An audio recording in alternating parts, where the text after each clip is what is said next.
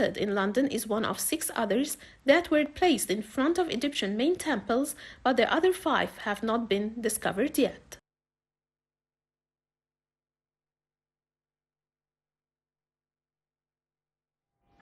Welcome back, and we're glad to be joined over the phone by Mr. Medhat Murad, the tourism expert. Good afternoon, sir. Good afternoon to you. Thank you very much for having me. Thank you for joining us. Well, sir, before hieroglyphics could be deciphered, life in ancient Egypt had been a mystery. And this was for centuries with only glimpses into this forgotten world. Now, how was the Rosetta Stone the key to this discovery? Well, the Rosetta Stone, of course, is the key of discovery of the hieroglyphic language, and by François Champollion, which is now at the British Museum, located at the British Museum in London. And whenever actually I go to London, I make sure that I go to this museum to see this very precious piece of stone. And honestly speaking, when I go even to the British Museum, it's like this is the location that everyone goes to.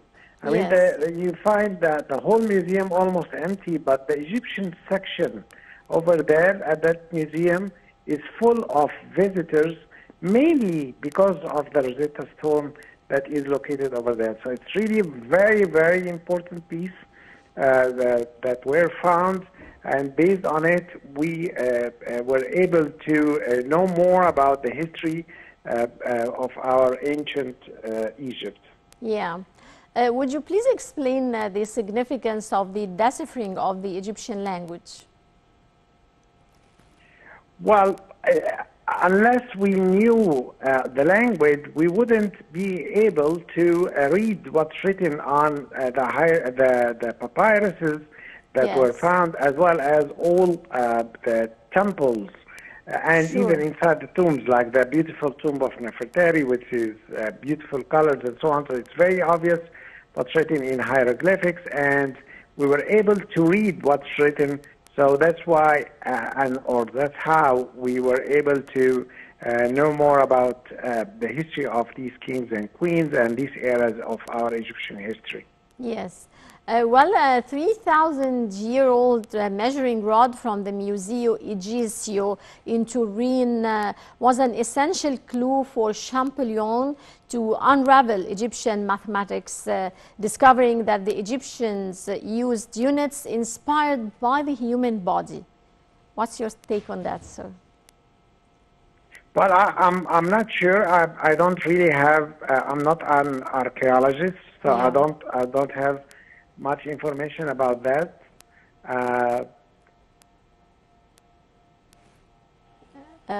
Yes, sir. Are you still with me?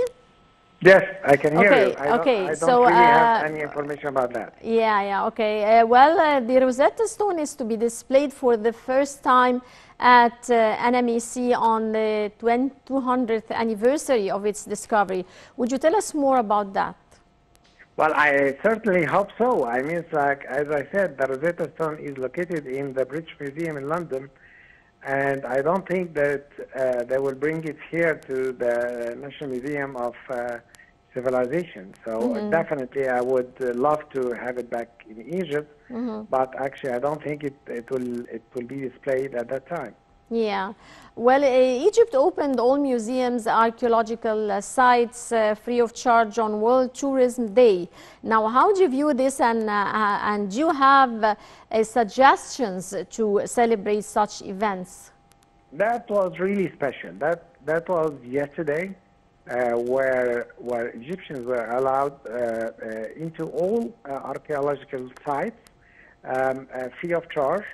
And this is when we saw a huge number of thousands, actually, of Egyptians going into the Egyptian Museum, the National Museum, the pyramids, all around, and even the antiquities were able to sell very precious books about our history with only £2 cost.